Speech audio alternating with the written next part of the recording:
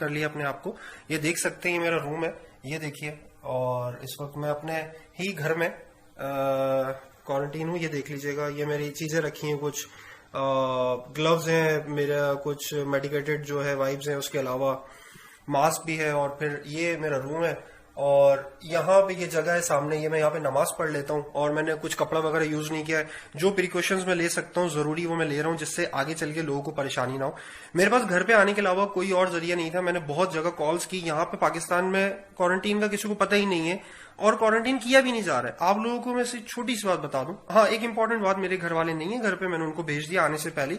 अपने बीवी बच्चे और मेरी मदर होती हैं, वो यहाँ पे नहीं है, वो जस्ट मुझे खाना बना के भेजते हैं, वो मैं नीचे से ले लेता हूँ टोकरी लटका के।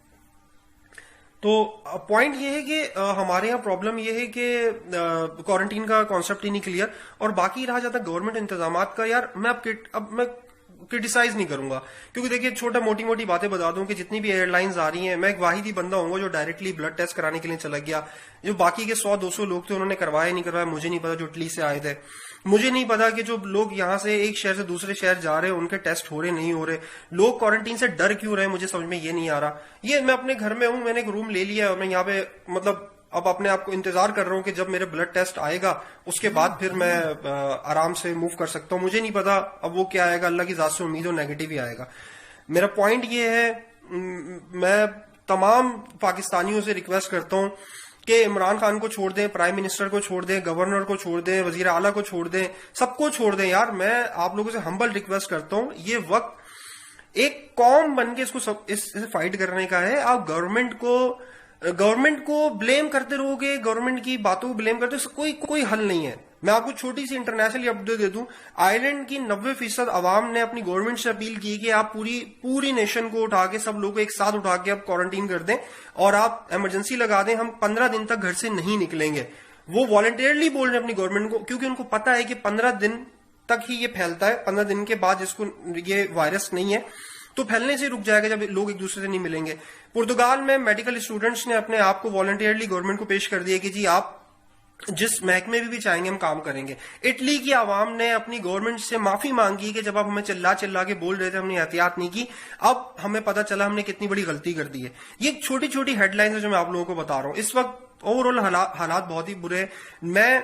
लेकिन सिर्फ इस वक्त आपको यही कहना चाहूंगा, मैं जो कुछ भी कर सकता हूं एज ए इंडिविजुअल, मेरी अभी नजरें ना गवर्नमेंट पे कुछ भी नहीं है, क्योंकि आपको एक कौम बन के इससे फाइट करनी पड़ेगी। हमारी गवर्नमेंट अकेले फाइट नहीं कर सकती, सब बेबस है। सिर्फ एक जात है जो अल्लाह की जात है और अल्लाह का ताला का बहुत शुक्र है, अल्लाह परवरदिगार का बहुत शुक्र है। मैं इस हाल में भी शुक्र अदा करता हूं कि अल्लाह ताला ने अभी भी बहुत छोटी ही तकलीफ दी है।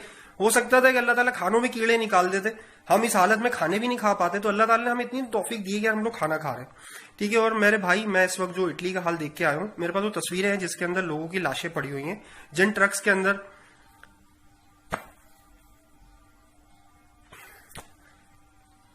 और मुझे नहीं पता कि वो जब आर्मी इनको बाहर लेके जाएगी, मैं थोड़ा सेंटी हो रहा हूं। खैर, मैं जब आर्मी उनको बाहर लेके जाएगी कि उनकी तदफीन भी होगी कि नहीं होगी। तो पॉइंट ये है कि मैं देख रहा हूं जब मुल्तान में चौक आजम पे अगर किसी को वायरस होता है तो वो मुल्तान पहुंच भी पाएगा, नहीं पहुंच पाएगा। अगर कोई इंटीरियर में थर के अंदर कोई मरीज निकल आता है, वो हैदराबाद कराची पहुंच पाएगा, नहीं पहुंच पाएगा। अगर कोई पंजाब में कामों की पत्तों की के अंदर कोई वायरस के शिकार होता है, वो लाहौर पहुंच पाएगा, नहीं पहुंच पाएगा। मेरा पॉइंट ये है कि इस वक्त यार गवर्नमेंट को आप कुछ नहीं बोल सकते, आपको इंडिविजुअली पार्टिसिपेट करना पड़ेगा। ये एक जिहाद है, ठीक है। मैं जो उस कमरे में बैठ के सीख रहा हूं, ये जिहाद है।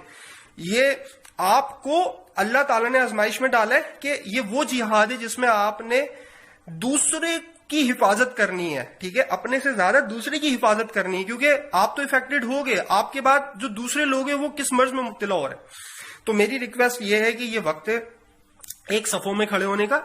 ये वक्त है एक कौम बन के, एक ऐसी कौम बन के उभरने का है कि जिसको सर फखर से उठा के कल हम अपनी जनरेशन को बोल सके कि हाँ, हमने फाइट की थी और हमने एज ए नेशन फाइट की थी, ठीक है।